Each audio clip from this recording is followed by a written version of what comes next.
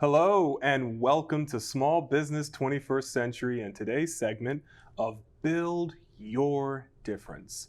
I'm your host, Pierre Walters, and today on this insightful episode, I'm inviting our producer, Tia Young, to join me and discuss my latest book, Build Your Difference, Foundational Pillars for Making an Impact.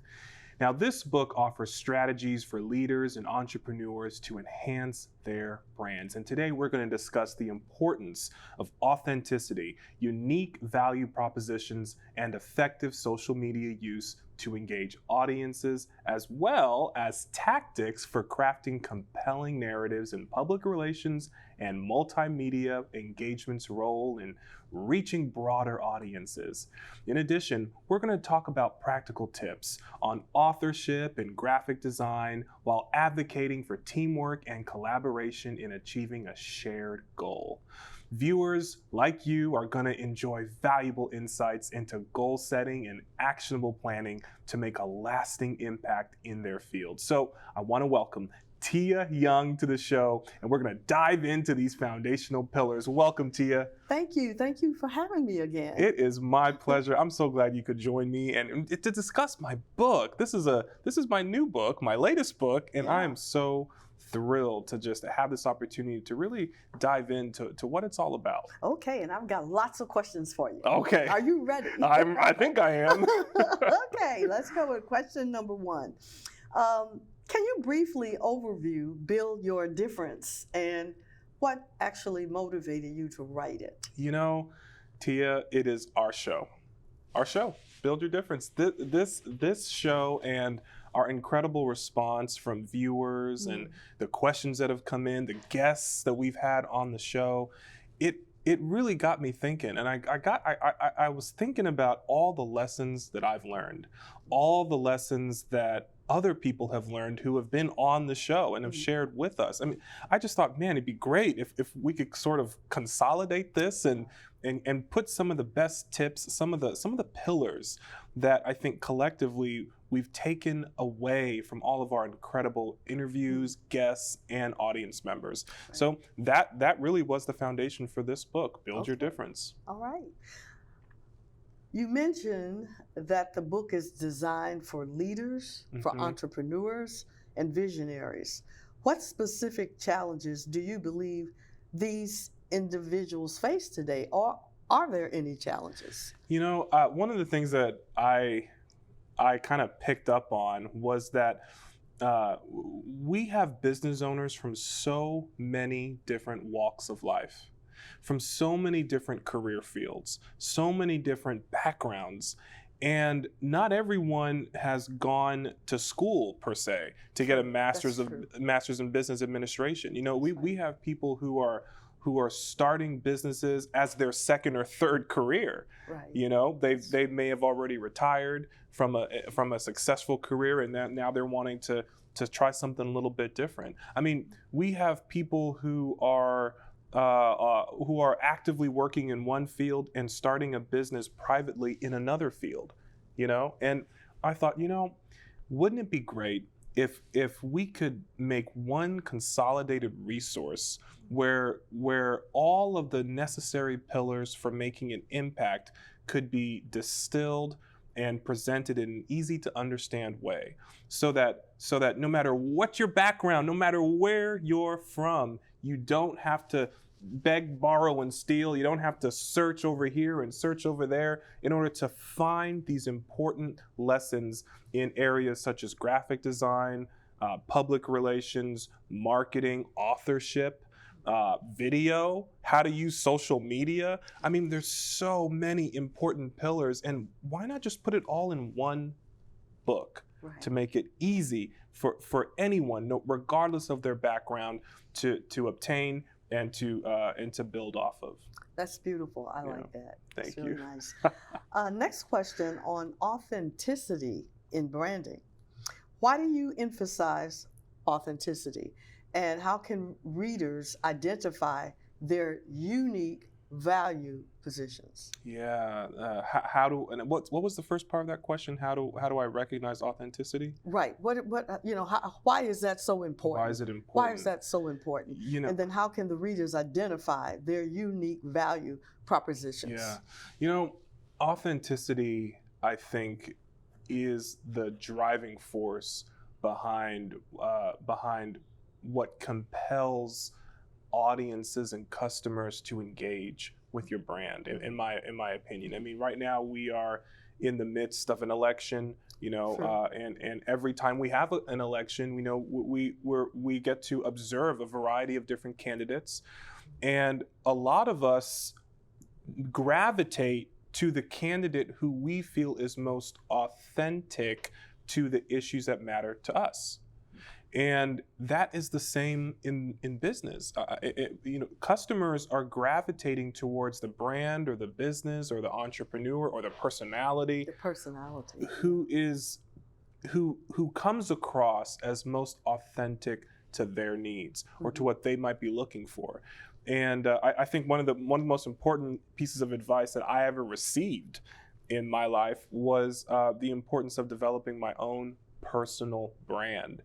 And I thought, well, why do I need to do that? You know, when people can just come to my business and you know, search for my business and do business there.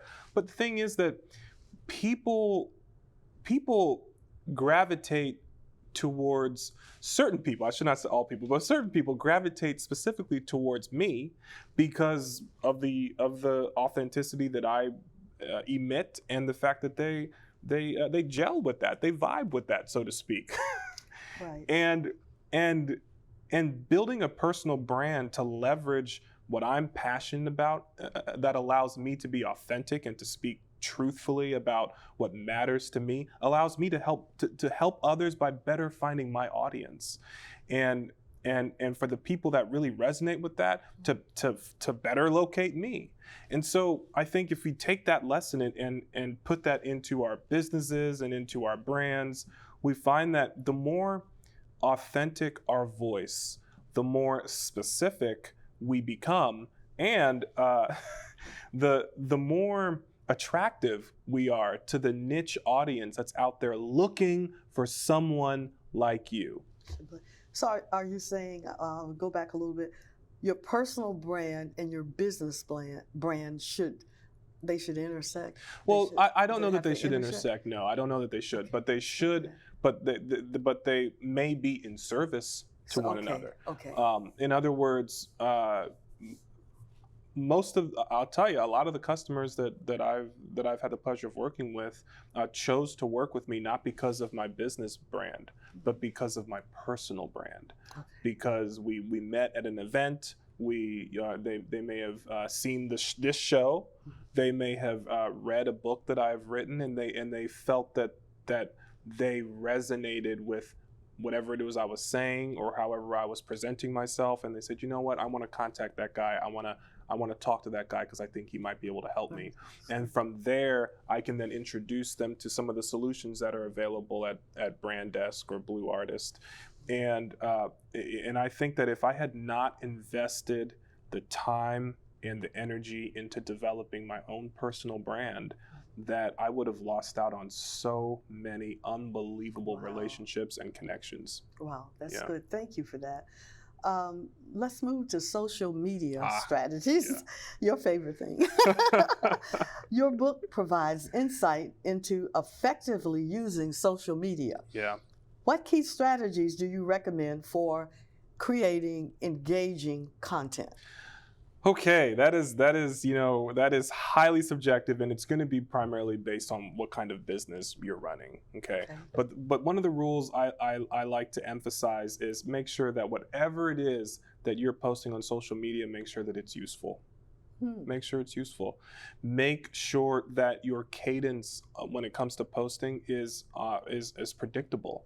If you post once a week, okay, that's no problem, but be predictable with that once a week post. If you do daily, no problem. I don't know that daily is any better than once a week or a few times a week, but I do think it's got to be predictable. It's got to have some kind of regular frequency so that people can rely on it and consider it a valuable source of information.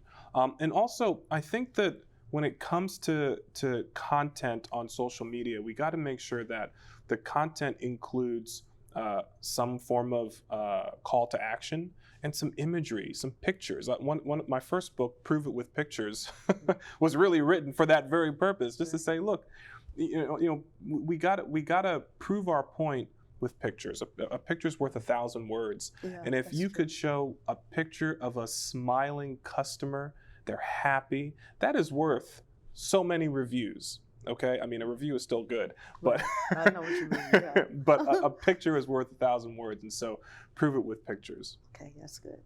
So another question on Mhm. that is it how critical is it to respond back to views? To reviews, the or reviews that feedback. we get, is that Yeah, critical? that is really important. And because Yeah. one of the things that just a simple response, it lets the person on the other end of that review know that they've been heard and that you care. The business cares. Now, if it's a negative review, that's an opportunity. I always say that a negative review is an opportunity for public relations.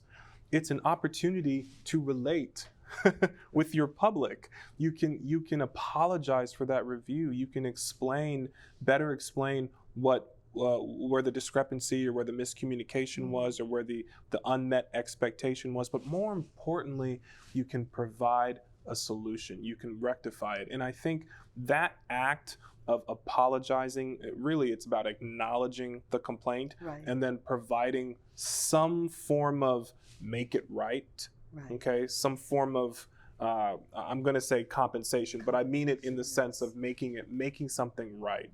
I think that is just really some of the best PR. I'm reminded of one of my I'm going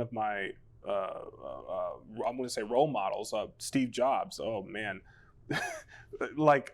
I remember when the iPhone, this was a few years ago, probably about 10 years ago, the iPhone was released, and they had released some kind of case for the phone, but the case that, yeah. actually blocked the wireless antenna on the Yeah. phone, and so consequently, if you used the case, you couldn't make a call. Right. It was just the I funniest thing. remember that. Yeah. So, of course, there was a huge uproar about that, and Steve Jobs held a press conference to formally apologize for this snafu, if you will, and then to make it right. And I just took a big lesson from that, and I said, this really is something that we all can learn from. So Right. I want to thank you for asking that question, and we're going to take a quick break. But when we return, we're going to have more questions with our producer, Tia Young, about my latest book, Build Your Difference. Stay with us.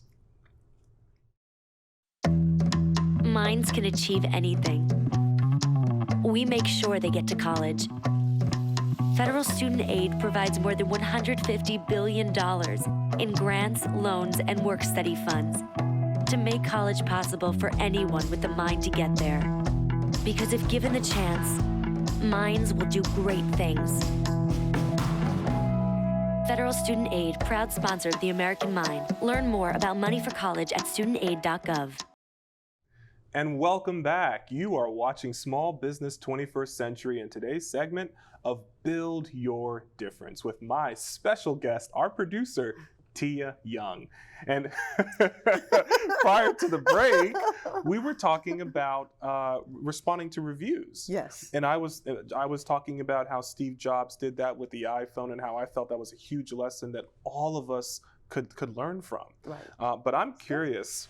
You've got a lot of I've questions got more. there. Yes, I do. Public relations tactics. Could you elaborate just a bit on the importance of crafting compelling narratives in public relations, and explain how this can elevate one's profile? Crafting compelling narratives in public relations, and how that can elevate your profile. Your profile. Yes. One of the things I discovered, and I know this is a proven strategy in PR, but I discovered it organically pretty early on when I was working with different businesses and brands to do what we called electronic press kits. And what I discovered was that if the entrepreneur or the founder behind the organization gave gave a personal story about what moved them and compelled them to go the extra mile to launch their business. You know, what did they discover? What did they what roadblock did they come up against? You know, in some cases, you know, people start businesses or make change because of a tragedy. So, you know, we would call that a sob story, and, you know, affectionately known as a sob story. But what is the story, the compelling story that made you decide to start your business? And when we got an entrepreneur or a founder or a CEO to tell that story, and we built an entire press kit around that, those businesses were the ones that actually grew a lot faster, I would say, in terms of attracting customers. Wow. Okay, relative to our clients that focus specifically on their products. And I took note of that, and I said, okay, you know, crafting a narrative is really important, especially if it's a personal narrative, something that is endearing and can really help the audience to understand why this is important to you, and in turn, why it might be important to them. Right, good, great answer. The next question, multimedia engagement. And you have discussed multimedia engagement as a way to reach broader audiences. What are some effective methods or tools you suggest for diversifying communications channels? You know, diversifying communication channels through multimedia, primarily we're talking about video here. Okay. But also we have the opportunity to create and produce podcasts. And I would say that in terms of video, I often recommend that our clients create their own YouTube channels, that they create content for YouTube that directly answers questions that are relevant, just, you know, questions that their customer might type in. In fact, I often say, just look at the YouTube algorithm, look at what's trending, or go into Google and type in questions for my industry, and see what questions pop up related to the industry that you're in. Take those questions, put that right in YouTube, and see how many other content creators are answering those questions. Because the fact is, people are searching for answers to those questions. And, you know, a lot of people don't realize this, but YouTube actually is the #1 search engine on the internet.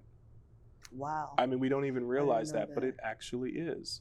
It actually is. And that might be because of the fact that everything is so user-generated on there, but people go to YouTube to search for how to do, what to do, where to do. They are searching on YouTube, and you need to be there. You need to be there. Answer their question with a video, and then send them back to your website. And for more passive media, I suggest having a podcast. No, people are not searching for podcasts on this in the same frequency that they're searching on YouTube for content. But you know, eventually someone's going to be in a car driving to get somewhere, and it'd be great if you had content that they could listen to passively that educated them and helped them to better understand why maybe they should become your customer. Right. Can you just go back a little bit and just describe what a podcast really is? Absolutely. Because I have some issues. Absolutely. Well, you know, be honest, we've got our Build Your Difference segment here on this show, and we also have a Build Your Difference podcast. Okay. And on that podcast, I answer specific questions that I'm kind of like what we're doing right here, but questions that get sent in to me. I'll take, you know, 1 5-minute episode and just answer one question. I try to produce my podcast, the Build Your Difference podcast, once a week, every Monday. So a podcast is almost like a radio show. I would say it's an audio show, something that you can produce. You don't need any video equipment. You can record right into your phone. It's a audio-based program on any topic that you desire. You take that audio program, that file, that interview, and you upload it to iTunes, you upload it to Spotify as a podcast, got a nice little album artwork there, and people start subscribing people start subscribing because they say, oh, I like this topic, or I like this host, or I like this theme. We know I listen to a lot of true crime podcasts. I'll tell you, I love me some true crime. But absolutely, a podcast, I think, is an easy way to help build an audience. That audience you can leverage into customers, into clients. I think it's just a great idea to invest in those types of assets. Thank you for that. Authorship and graphic design is our next question. Yes. How can aspiring authors and designers produce impactful content that aligns with their goals? And do you have any tips, from your own personal experience? Yeah, well, I want to first start by saying in the book, we cover so much of this. I mean, if you've never done a podcast before, you can find instructions in this book. But also, if you've never written a book before, this book has an entire section dedicated to helping you understand and easily take the knowledge and the expertise that's in your head, whatever it is that maybe your business specializes in, and turn that into a beautiful nonfiction book, a resource that people will purchase and read to learn more about how they too can become successful, or how they can leverage your services. So I've tried to cover that type of material in this book.